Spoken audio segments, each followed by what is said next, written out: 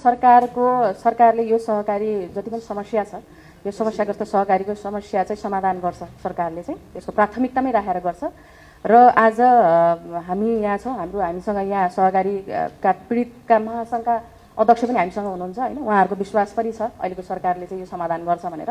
हामी त्यसैमा लागिरहेका छौँ। कसरी समाधान गर्न सकिन्छ विभिन्न स्टेक होल्डरसँग कुरा गरियो। विभिन्न हामीले चाहिँ जस्तो राष्ट्र ब्याङ्कहरुसँग तपाईहरुले देख्नु भएको छ महाधिवक्ता कार्यालयसँग कसरी हुन्छ हाम्रो ऋण असुली। हाम्रो जति फोकस चाहिँ हामीले बचत फिर्ता दिनुपर्ने छ भनेर लागिरहेका छौँ त्यतिकै हाम्रो चाहिँ ऋण असुलीमा पनि कसरी गर्न सकिन्छ।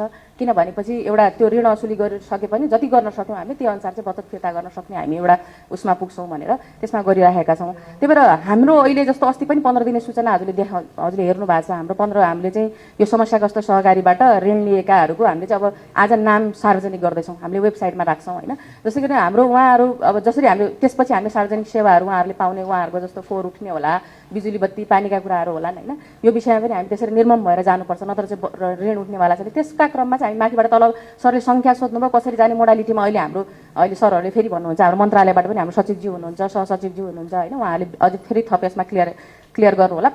हाम्रो सरकार चाहिँ अहिले सहकारीको समस्या समाधान गर्न प्रतिबद्ध छ। जति सक्दो चाँडो हामीले जसरी आज भनौँ जेठको पहिलो साताबाट हामीले चाहिँ बचत रकम फिर्ता गर्ने हामीले चाहिँ एउटा प्रारम्भ गर्ने एउटा सुरुवात गर्ने भनेर भनिसक्यौँ आजबाट हैन। हाम्रो जेठ पहिलो हप्ताबाट हामीले धेरै होमवर्क पनि गरिसकेका छौँ। यसमा हामीले सुरु नै गर्छौँ।